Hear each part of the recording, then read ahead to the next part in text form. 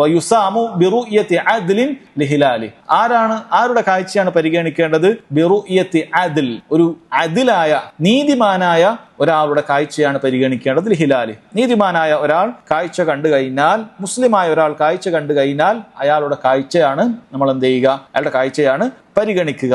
അഥവാ റമദാൻ മാസത്തിലുള്ള കാഴ്ചക്ക് യുസാമു ബിറുഇയത്തി അദ്ൽ, ഒരാളുടെ കാഴ്ച മതി എന്ന. ഒരാള് മാസപ്പിറവി കണ്ടാൽ തന്നെ അത് മതി. അത് ആണാകട്ടെ പെണ്ണാകട്ടെ, ആണോ പെണ്ണോ. ഇവിടെ സാധാരണ ഷാഹിദാകാൻ, സാധാരണ ഒരു സാക്ഷിക്ക് ഒരാണിന് 2 പെണ്ണ് വേണമെന്നാണ്. ഒരു 2 ആണാണ് സാക്ഷിക്ക്, എല്ലാ കാര്യത്തിനും സാക്ഷിയായിട്ട് 2 ആളെയാണ് വേണ്ടത്. ഒരാണിനെ കിട്ടിയിട്ടില്ലെങ്കിൽ സാധാരണ 2 വേണം. പക്ഷേ ഇവിടെ കാഴ്ച, ആണിന്റെ കാഴ്ചയും പെണ്ണിന്റെ കാഴ്ചയും കണ്ണ് തന്നെയാണ്, പെണ്ണന്മാർ പറഞ്ഞതാണ്. അതുകൊണ്ട് തന്നെ ഒരു ആണ് കണ്ടാലും മതി, ഒരു പെണ്ണ് കണ്ടാലും മതി. നമ്മൾ എന്ത് ചെയ്യും? നീതിമാനാണ്, സത്യം പറയുന്നവനാണ്, അങ്ങനെ കള്ളവുമായി നടക്കുന്ന ആളൊന്നും അല്ല, അങ്ങനെയൊന്നും അറിയപ്പെട്ടിട്ടില്ല, നല്ലൊരു മുസ്ലിമായിട്ട് അറിയപ്പെട്ട ഒരു വ്യക്തിയാണ്, നിസ്കാരം നോമ്പൊക്കെ ഉള്ള നല്ലൊരു മനുഷ്യനാണ് എങ്കിൽ അയാൾ പറയുന്ന ആ കാഴ്ച എന്ത് ചെയ്യും? അത് ഖാദി സ്വീകരിക്കും. അയാൾ പറയുന്ന കാഴ്ച അത് സ്വീകരിക്കും. വയുസാമു ബിറുഇയത്തി അദ്ലിൻ, ഒരാള് മതി എന്നുള്ളതാണ്. ഇത് റമദാനിന്റെ പ്രത്യേകതയാണ്. റമദാൻ മാസത്തിലേക്ക് പ്രവേശിക്കാൻ ഒരു സാക്ഷി മതി എന്ന് പറയുന്നത് അത് റമദാനിന്റെ പ്രത്യേകതയാണ്, എക്സെപ്ഷനാണ്. എന്നാൽ സാധാരണ അങ്ങനെ അല്ല. അതാണ് അദ്ദേഹം ശേഷം പറയുന്നത്,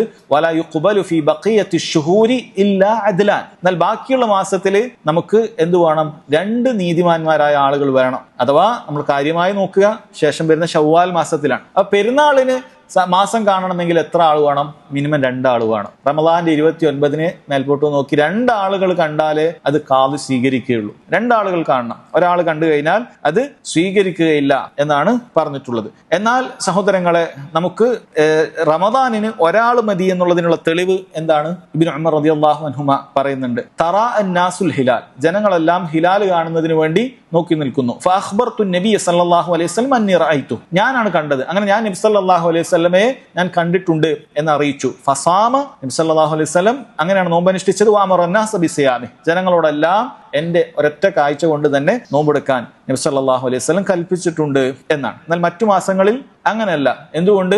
കാരണം ഹദീസിലുണ്ട്, ഫഇൻ ഷഹിദ ഷാഹിദാനി ഫസൂമു വഅഫ്തിറു, 2 സാക്ഷികൾ സാക്ഷ്യം വഹിച്ചാൽ നിങ്ങൾ നോമ്പെടുക്കുക, നിങ്ങൾ നോമ്പ് ഒഴിവാക്കി പെരുന്നാളിലേക്ക് പ്രവേശിക്കുകയും ചെയ്യുക എന്ന് നബി സല്ലല്ലാഹു അലൈഹി വസല്ലം പറഞ്ഞിട്ടുണ്ട്.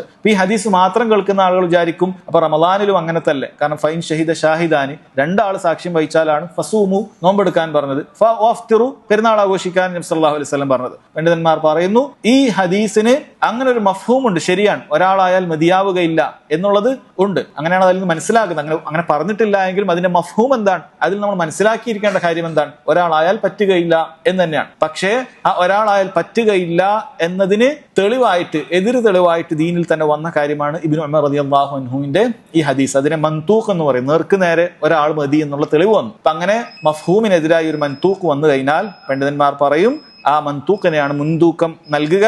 അങ്ങനെ റമദാൻ മാസത്തിൽ ഒരാൾ മതി എന്നാകും. എന്നാൽ ബാക്കിയുള്ള മാസത്തിന് ഒരാൾ മതി എന്നുള്ളതിന് തെളിവ് വന്നിട്ടില്ല. അതുകൊണ്ട് ഈ തെളിവ് തന്നെയാണ് അതിന് ബാധകം. ബാക്കിയുള്ള ശവ്വാൽ മാസത്തിനും മറ്റുമൊക്കെ 2 ആളുകൾ ഉണ്ടാകുക എന്നുള്ളത് നിർബന്ധമായ കാര്യമാണ്.